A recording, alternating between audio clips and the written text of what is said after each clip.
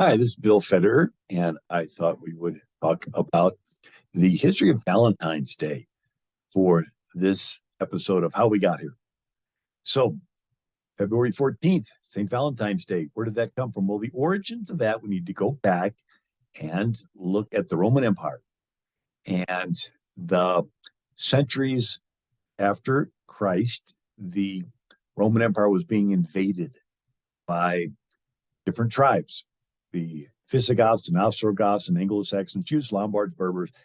And why are they invading? China is building the Great Wall of China in several sections over several centuries. When they get enough of it complete, the Huns can no longer attack into China. They turn west, and it starts a domino effect of displaced tribes across Central Asia that spill over the Roman borders. And so Rome is being invaded by Goths. And you have, at the same time, a plague of Cyprian.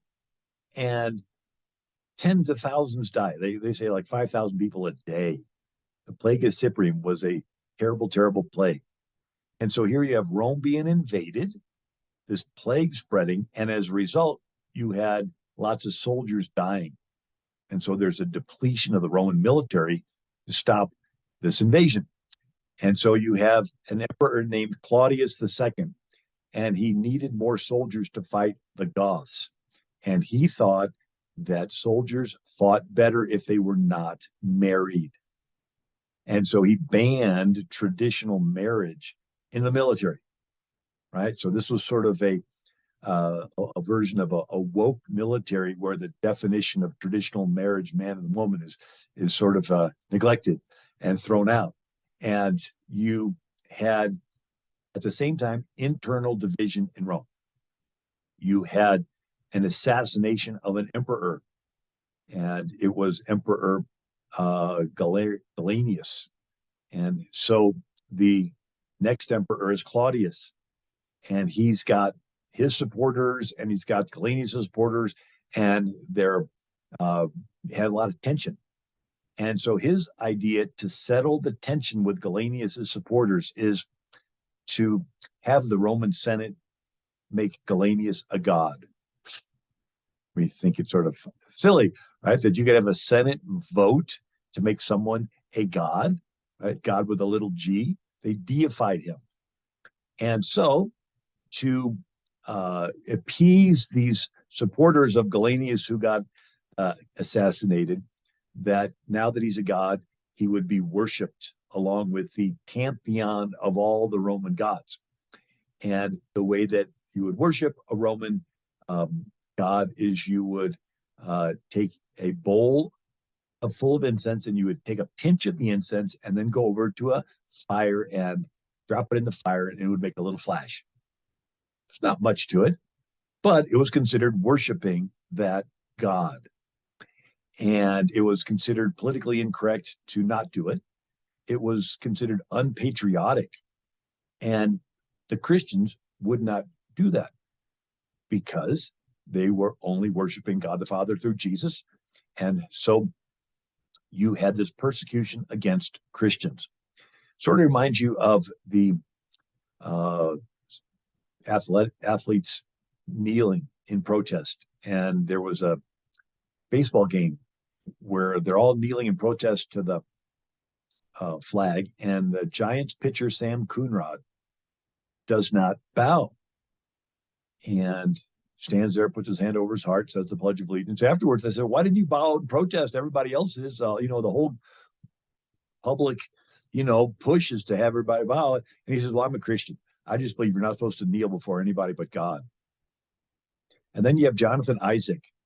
He's an Orlando Magic basketball player, forward, and he did not kneel in protest when they were protesting flag.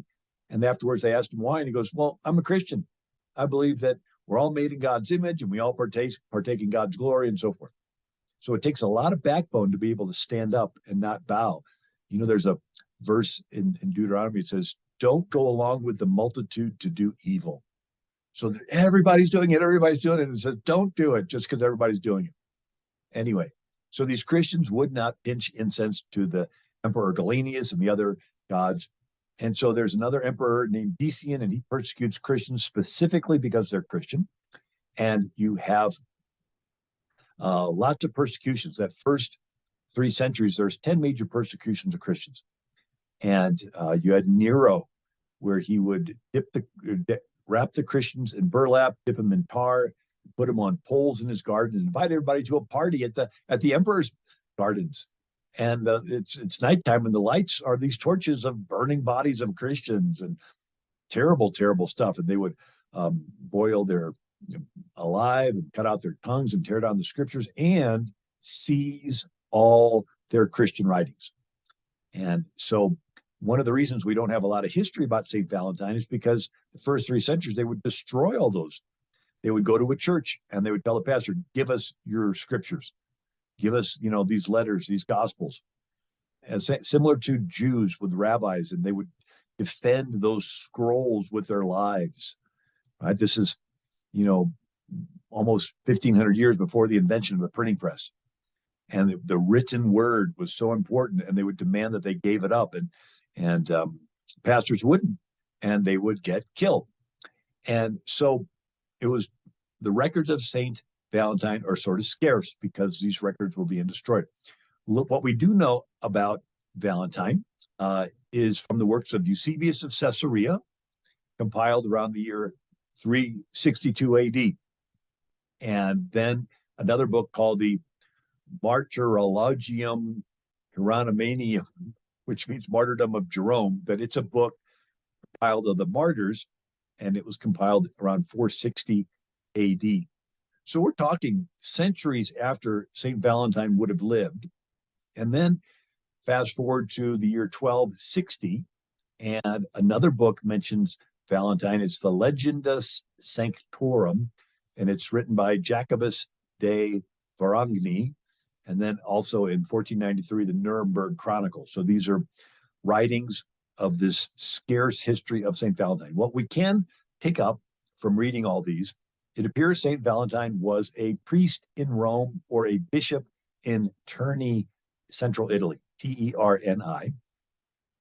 And he risked the emperor's wrath because he was standing up for traditional marriage and secretly marrying soldiers to their young brides. And he was risking, in other words, he was engaged in civil disobedience.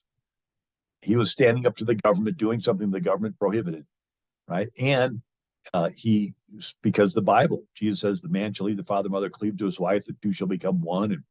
And so he was standing up for traditional marriage against wokeism in the military, and he was somebody that was willing to resist government mandates.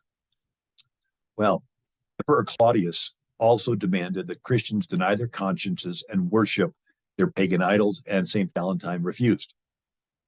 And so St. Valentine was arrested, dragged before the prefect of Rome, the governor, who condemned him to die.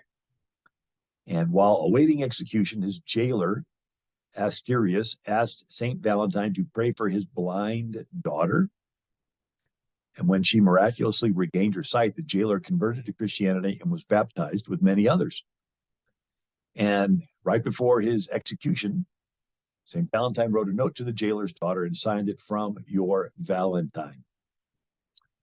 And now St. Valentine was beaten to death with clubs and stones, and when that failed to kill him, he was beheaded outside the Flaminian Gate of Rome on February 14th of 269 AD. And so most of the saints would be honored on the day they died. So St. Patrick died on March 17th. That's St. Pat's Day. St. Valentine dies March 14th. That's St. Valentine's Day. In 496 AD is when you had Pope Gelasius designate February 14th as St. Valentine's Day. So the day he died, it was still a Roman Empire, and the Christians couldn't designate days. But then after the Roman Empire becomes Christian is when February 14th was designated St. Valentine's Day. Now, how does it get involved with love? Right? So you have a Christian saint getting martyred. How did that get involved with, kisses and hugs and so forth? In the Middle Ages, you had Geoffrey Chaucer. He's called the father of English literature. He wrote a poem called The Parliament of Fowls. fowl is a bird, and parliament was an assembly. So it's an assembly of birds. And he writes his Parliament of Fowls in 1393. This is called the High Middle Ages. And the fowls, the birds, mate in mid-February. And this is what Chaucer wrote. For this was St. Valentine's Day, when every bird of every kind that men can imagine come to this place to choose his mate. And then he makes another mention of the Parliament of Fowls in Canterbury Tales. He says, the book of the Duchess, the book of St. Valentine's Day, of the Parliament of the Fowl, of the birdies, the gathering of the birds. Now, did you know that 90% of bird species are monogamous? 90% of bird species, the male and the female, mate for life. They choose their mate, and they're with that mate until one dies. And we're talking the swans, the Canadian geese, the ravens, the cranes, the blue jays, the barn owls, the red-tailed hawks, woodpeckers, ospreys, raptors, penguins, and the bald eagle. They mate for life. I remember reading an article about how there was a pond in England, and they had these swans and geese, and one of them was these little boats that you would get in that would be like a big goose. And you could have two people in there, they'd pedal it, and it would be, a goose looked at this big goose and fell in love with it, I guess. And all the other geese flew south for the winter, and this goose stayed up there with this big goose that was not a goose. It was a little paddle boat thing that looked like a goose. But it was every year it would stay up there when everybody else would fly south. But anyway, now these birds would go through elaborate courtship depending on their species, but they would remain monogamous, married, one male to one female for life. And so the birds mating became symbolic of marital fidelity. And this is interesting. Birds that mate for life have offspring that require more extensive care and instruction from parents. So birds that don't mate for life, maybe chickens or whatever, the little chicks are born and they don't need much care. But the birds that mate for life, like the bald eagle, it takes a long time for the mother and the father to get food, chew up the food, spit the food into the little bird's mouth, and the little bird grows. I mean, it's totally dependent. Then it has to grow the feathers, and then finally it gets pushed out of the nest, learns how to fly. It's a long process. And they have to learn how to fly so they can migrate south in the wintertime. And so we have Chaucer with his Parliament of Fowls, gathering assembly of the birds. These birds mate, most of them for life. And so now we have St. Valentine's Day being associated with long-term monogamous marital fidelity. And then you have the 18th century.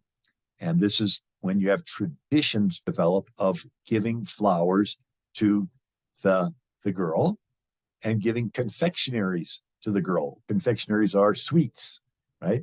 Little sugar candies, and then sending St. Valentine's Day greeting cards. And a lot of them were individually drawn and then they developed a way to print them, and then it became sort of an industry. We're all familiar with signing Valentine's cards with X's and O's on the bottom. Where does that come from? The Greek name for Christ. In the Hebrew, it's anointed one or Messiah, but you translate that into Greek, and it's the word Christ. The first Greek letter for Christ is the X. It's called a chi. It makes the K sound. And so you have this eventually where you get Xmas, X-MAS. It's not the crossing out Christ. It's the Greek letter that stood for Christ. And so it got applied to other places like cross my heart, swear to tell the truth. And then they would do their alphabet in colonial America. They'd say the alphabet, but at the beginning they would say a little short one-liner prayer, may Christ cross grant me speed or grant me success in doing this. And then it was the fear of the Lord is the beginning of wisdom. And so they would acknowledge Christ. Mortals ne'er shall know more than contained of old in Christ cross row. And so that's the little prayer they would say before they would say their alphabet. And now this Christ cross, this X, also became the symbol of a written oath. And so you would sign at the X, which means you'd sign at the crisscross, right? Before Christ, you're making a vow, a pledge, and then you would kiss it to show sincerity. So that's come down to us as the X's signing at Christ, pledging before Christ. You're going to keep your promise to this person and kissing it to show sincerity. And it's the X's as the O's on the bottom of Valentine. Some Valentine's Day history. Frederick Douglass, the Republican advisor to Abraham Lincoln, wrote about how he was a slave on a plantation and he barely knew his mother because she was sold before he got too old. He doesn't remember much other than she would call him my little Valentine.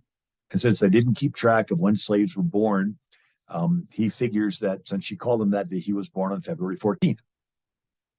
Another sad thing that happened on Valentine's Day was President Theodore Roosevelt. He's a young man. He's in New York. He's rising up in politics, getting involved as police commissioner and all this. And his wife and his mother die on Valentine's Day, 1884. In his diary, he writes a big X on that day. It was not a happy day. And that's when he gives his young infant daughter to a lady, a relative, like an aunt, and she raises the daughter while Theodore Roosevelt goes out to Western Dakotas to be a cowboy amongst the Indians. Actually spoke in Roosevelt, Utah. And it's named after Teddy Roosevelt. Supposedly he came through there one time while he was hunting and they named the town after him. It still looks pretty much the same way as it did when he went through there. They have a picture of the street with the dirt street and the horses tied up. And then the 1920s, they have the same street with jalopies in front of it. And you go out a little restaurant and you look at the street, it looks the same way. Anyway, another terrible thing on Valentine's Day is the St. Valentine's Day Massacre in 1929. You have two gangs in Chicago, Al Capone's mob and the Irish mob, Bug Moran. And Al Capone's mob killed 7 people from the Bugs Moran mob on St. Valentine's Day. So it's called the St. Bartholomew's Day Massacre. And so love. We have St. Valentine marrying people when the Emperor Claudius said, don't marry the soldiers. So he's doing civil disobedience. He's refusing to worship the statue of image of a previous emperor. So he's standing up for against the government for Jesus. And then we have Geoffrey Chaucer talking about how on St. Valentine's Day in the spring is when the birds get together and choose their mate for life. And so Jesus loves us, and no love, greater love hath the man than he laid down his life for his brethren. And so Jesus laid down his life for us. And then in the Bible, Easton's Bible Dictionary explains that the Greek word martyr is translated into English witness. So it says in Acts 1:8, where Jesus tells his followers, but ye shall receive power after the Holy Ghost has come upon you. You shall be witnesses unto me both in Jerusalem, Judea, Samaria, and to the uttermost parts of the earth. He, in the original Greek, said, you'll be martyrs for me. So you seal your love. He loves you. He gave his life for you. You love him. You give your life for him. And so 11 of the 12 apostles were martyred. And the 12th one, John, was thrown in a pot of oil, but survived. And so Jesus says, what? Love your enemies. Bless them that curse you. Do good to them that hate you. Pray for them that despitefully use you, which persecute you, that you may be children of your Father which is in heaven. And then John 13:35, by this shall all men know that you are my disciples if you love one another. And then John 15:13, greater love hath no man than this, than a man lay down his life for his friends. So Jesus laid down his life for you, and we give our lives back to him. And we show our love to him directly, but also show our love by loving those around us, loving the unlovable, loving our enemies. And anyway, well, I hope you've enjoyed this little history on Valentine's Day and how we got here. God bless you.